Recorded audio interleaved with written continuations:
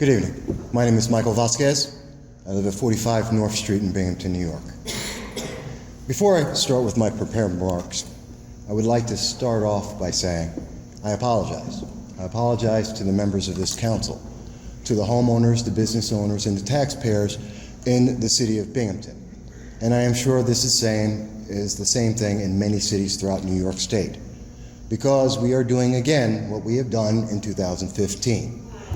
And for those who have not guessed it yet, I am a dissenting voice. And you will probably only be hearing from me tonight, but that is not to say that I am the only voice that has all or some of these views. We are doing the same thing we did in 2015 with the same result at the end of the day. With that said, I'll start my remarks. Ladies and gentlemen, 2 years ago, I came before you because of a message of hate, and the message of hate was being pushed against the city of Binghamton. And sadly, today, I speak to you for the same reason. We are gathered together once again because a small politically motivated minority and their allies wish to impose their views on the masses without regard for laws of this nation and this community. Let me be clear. The minority opinion of Citizen Action and other political organizations and their allies failed to get their way in 2015, but today they hope to sway the masses with another bait-and-switch tactic. In 2015, then Councilwoman Terry Renia forced the Binghamton City Council to address the issue of Syrian refugees. Then, like now, it was an issue in the headlines. Then, like now, the core issue was actually national safety, followed by the ability of communities across America to absorb the tens of thousands of refugees that were being unilaterally forced upon the nation. But then Councilwoman Renia did not care about that. She was on a mission from political elitists, and they filled the City Council Chamber in droves. One by one, they sought to be heard in support of a resolution that they admitted has no bearing in law, without admitting that in doing so, they used the very immigrants they were claiming to support. They demanded that the city of Binghamton bend to their will because a handful of political elites agreed. They claimed that they alone held the moral high ground and knew better than everyone else. It was an attempt to use a political hot potato to gain a political advantage. It failed. It failed with Democrats voting against the resolution, not only in Binghamton, but in cities across the state of New York, including in Utica as an example, where the immigrant population and the refugee population is roughly about 10 times that of Binghamton itself.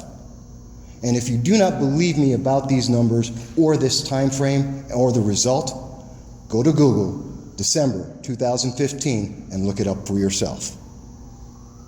It was at that time that I spoke before this body and almost all of these same people, and I said at that time, in part, the resolution, by definition, implies that we, as the people of Binghamton, the people of New York State, and America do not love refugees. That is categorically untrue.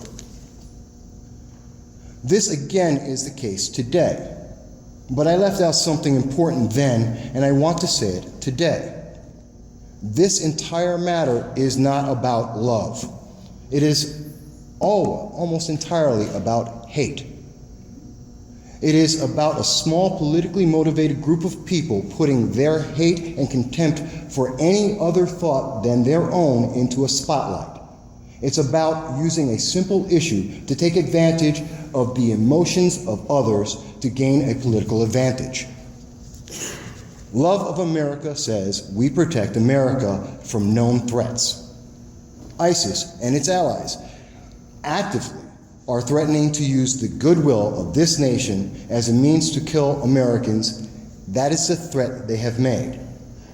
Until we can moderate that threat, we must use caution. But even if we disagree with this policy, the city of Binghamton has no power over it. This is a resolution that is impotence, meant only to gain political advantage at the cost of taxpayer dollars, in my opinion. This is a waste of time because it will not and cannot change national policy, only confirm the reality that refugees have been and continue to be welcomed in Binghamton, as has been the case for decades since the 1940s. But at the same time, it infers that counter to reality, somehow the decades of effort and success of the American Civic Association has been for naught, and that refugees have been rejected overnight. It implies that somehow, literally last week, Binghamton loved the refugees and immigrants in this city, and that somehow today we hate them and we are evil because of it. This is insulting and a lie. Now, I'll be very brief here. I know I'm running out of time. As I said earlier, this is a bait and switch tactic. The bait are the refugees and the goodwill of the residents of Binghamton. Some are trying to say that unless we act as political zombies and obey their directives, the gates of hell will open upon us. The switch is that even if we were to do so and do exactly as we are being ordered to do, nothing will change except the political ambitions of some individuals. They will have a small, useless, powerless piece of legislation as a claim to fame that they will use to advance whatever political ambitions that they may have. That's truly, at the end of the day, the goal here, in my opinion, and for those of others. Binghamton does not control national policy. To imply that we do is ridiculous, and there is no doubt that we love refugees and immigrants as we have been and as we will continue to do.